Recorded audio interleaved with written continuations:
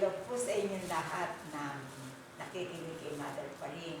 Ito po tayo sa St. Joseph Chapel, Barangay Tabigi, Ginto, Bulacan.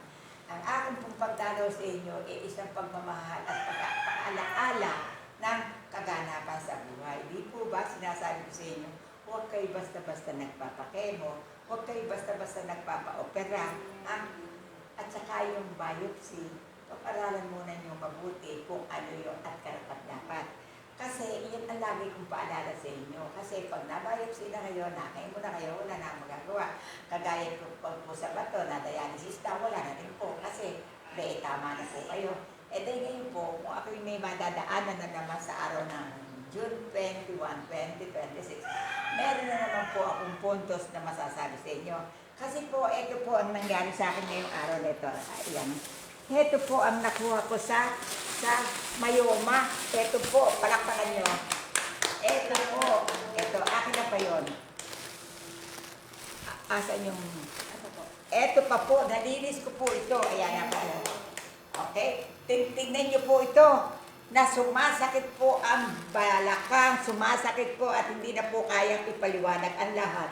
Kaya nga lang po, ako na po ang kumatawanda kasi po, ako na po ang nagsabi at tinako ko na po yung kanilang sasabihin. Eto po, ulitin ko, isip-isipin nyo po na nang isuot ko po sa puno ng katawan ng babae, ganggasuntok ang akin pong naano. Kaya po, ang tinarget ko, mahirap pong paniwalaan, ang tinarget ko po, punong katawan ng babae. Kaya po sakaling parinig nyo, heto na po, ang patotoo na ngayon sa magandang umaga po. Amen. Ito po. Ngayon, ito po ang pinaka-ubod last. Dito po nakapaloob sa supot nito. Palakpakan niya mga kapatid. Kaya hindi niyo po makakalimutan ang aking ginawa sa araw at oras nito. Kaya ang aking pong pagbati ay isang pagtulong sa mamamayang Pilipino na hanggang ako po'y nakagagalaw. Isipin niyo po ako tumayo. Nakita ko pa sa inyo. Yung mga may diabetes dyan, ay magpalinis na kayo. Huwag niyong pabayaan. Huwag kayong mag-alala. Kasi ito po, tinatanggal ko po lahat. Talaga, pag pumasok po sa akin ng trabaho, tinatanggal ko po lahat. Isipin niyo po, nakalabing isang bag ng water bottle po ako. Hindi po isang balding tubig lang. Kaya ang pagpapit ko po sa inyo, tingnan niyo nga po itong servisyo na ito. Amen. Ito po. Kaya po ang aking pasyente, napakaganda ng biyaya sa kanila ngayon. O ngayon, magsalita ka. Ano ngayon na masasabi mo? Masayang-masaya po ako, Diyos Ama, sa ginawa niyong pagpapagaling sa akin, sa pamamagitan ni Mother Paling.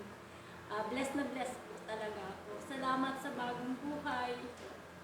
Maraming salamat po, Mother Paling. Okay, ako din nagpapasalamat sa pagkikilala natin. Dahil hindi naman alaati lahat ang pumupunta niya na ganyan ako. Kaya nauna ko pa lang kayo nakita, hindi ko na kaya ipaliwanag.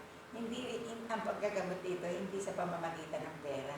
Ang pagtitiwala niya, siguro naman nakita niyo kung paano kayo pinagkab. Tanging iyon ang gusto ng Diyos. O ikaw naman ate, diyan kumaro.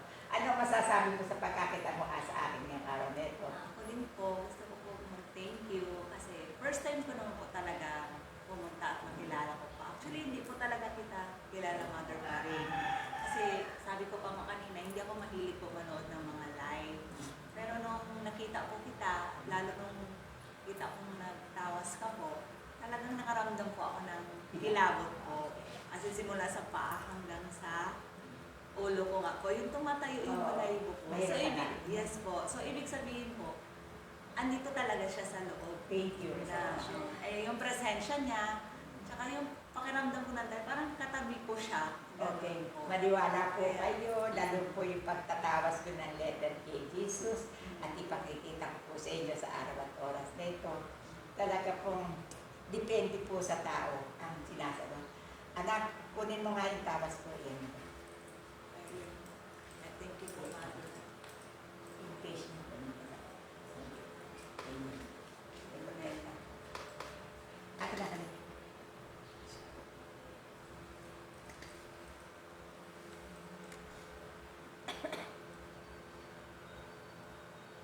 Alam niyo po ba, sumasagot po ang kandila ng letter J. Palakpakan niyo mga kapatid. senyas din sa akin. Sumasagot din po ng letter O, kaya mahirap pong paniwalaan. Kawa po ng Diyos ito sa aking sinisilip, pinauuwi ko rin po sa karapat-dapat na iwi.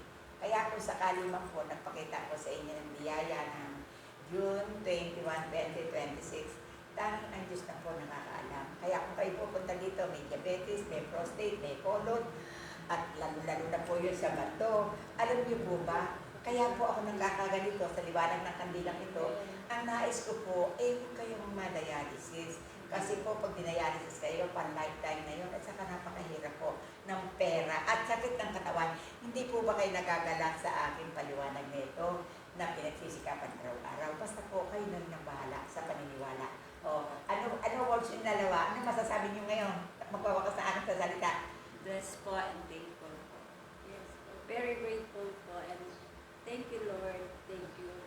Kasi andyan po kayo parati. And then parati yung dinidinig yung prayer ko. Thank you po. Maraming salamat Mother Karin. Lalo naman po ako, wala akong katapusan na aking pasasalamat.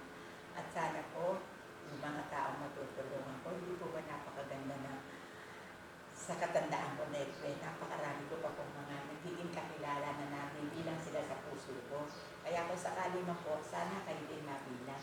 Kaya lang po ang number one dito, paniniwala sa Panginoon. Kaya hindi ko na po pahabaan at maraming sa inyo salamat. Bababay na tayo, babay po sa inyo. God bless.